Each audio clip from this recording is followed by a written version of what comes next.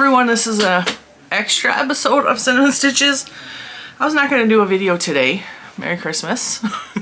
But I made a quick little post on my Instagram and I had several people ask, and I thought about it and I was like, you know what, I'm just going to make a video. So me and Juju made cookies last night. These are gluten-free thumbprint cookies. They are my mom's recipe that I converted to be gluten-free. They're 100% gluten-free. They are absolutely delicious. And they taste a lot like my mom's, which were not gluten-free. So I think she'd be really proud that I did that. Now, I'm gonna pull out my mom's recipe book. By the way, my mom's name was Arvella. And I'm gonna give y'all her recipe, and I'm going to tell you how to make it gluten-free. So I'm also going to write the recipe in the description box. I am not going to write the directions. Well, maybe I could write the descriptions in the directions. Okay, so what you need for my mom's thumbprint cookies, I always double the recipe. I don't know how many cookies I got for doubling the recipe. This is not all of them, but that's like a pretty thick tray. I don't know. I always double or triple, sometimes quadruple the recipe. So I will give you the recipe and then you can do the math to double it if you want. So what you need for the thumbprint cookies for a singular batch, which I think would probably make 12 to 15 cookies. I'm not positive on that. So like I said, I always double. Double whatever I put in there if you need more cookies. Triple it, whatever. 1 egg. A half a cup of butter, a half a cup of brown sugar, a half a teaspoon of vanilla, but I always eyeball that. Like I just boop boop.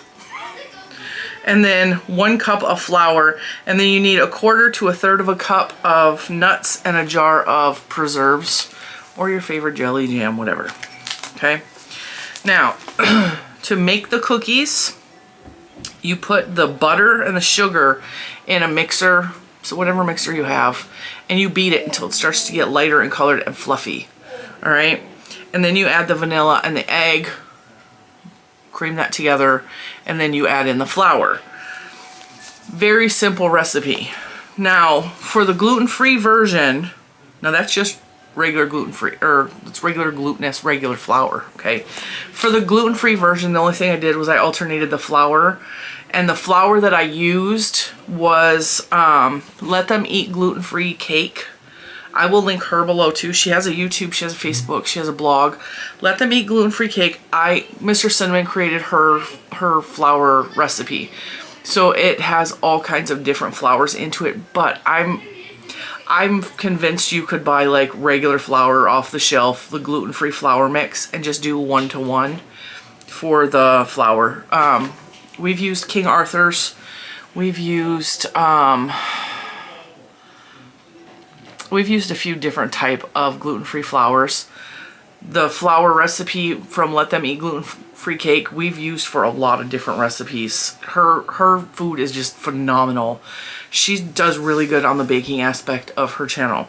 So just 1-to-1, a cup of gluten-free flour if you make your own mix off of her recipe, or if you buy a bag of the just regular all-purpose flour, gluten-free all-purpose flour. Okay, and then you need to put it in the refrigerator for about an hour. You need to get it nice and chilled down. 2 hours is even better, but I really only did an hour because I was also making another batch of dough for some cinnamon cookies that didn't turn out real well, so we're not even gonna talk about that. They flattened all the heck and they just fell apart. Not a good cookie. However, the thumbprints turned out excellent. Okay, so once your dough is in the refrigerator, nice and chilled, and if you do this with like, Juju also made butterscotch cookies. She just used the Toll House recipe for butterscotch cookies and swapped out for gluten-free flour, and it worked just fine for her. So, you know, keep in mind for that.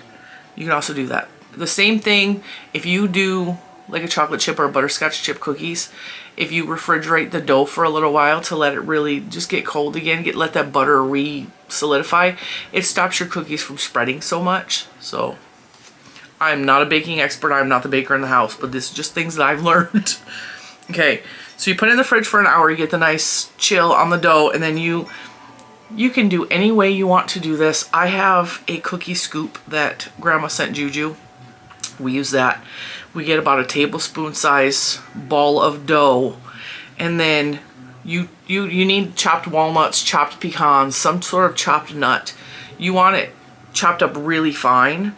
You take the ball of dough, cookie dough, and you roll it around in the nuts, and you kind of like make sure it's rounded and firm, and you set those on the tray. And if by the time you're done with the process of doing all of the cookie balls get to warm or too soft, pop them back in the refrigerator for about half an hour. You want them to be nice and cold when you work with them, because the gluten-free cookie dough is a little bit sticky, and it makes life easier if they're colder. And then you can use whatever instrument you have. I like to use a teaspoon measuring spoon because they're nice and rounded instead of my finger to make the thumbprints. So I take the cookie ball, which is coated in nuts, nice and chilled, and I just press the teaspoon measuring spoon in there to create a nice little well, and then you put your favorite jams or jellies. My favorite jam that I use, or it's preserves actually, is Bonne Maman raspberry preserves. That's my favorite. And we have a little bit of jam left over to go with our cheese board, so yeah, that's all there is to it. And then you bake it at 350 for about 15 minutes. The recipe my mom has says for 10 to 12 minutes, so if it's not gluten-free, it may be 10 to 12 minutes for your cookies, but for the gluten-free version, it was 15 minutes and maybe even closer to 17. They spread out a little bit. Because like I said, they started off as a ball, and then they spread out and make these beautiful cookies. And you can see there's nuts. I don't know what the purpose of the nut is, except they taste good. So I mean, you might be able to leave the nuts out. But these are my favorite cookies. And I hope that has helped some of you that are required to eat gluten-free to have a delicious gluten-free recipe.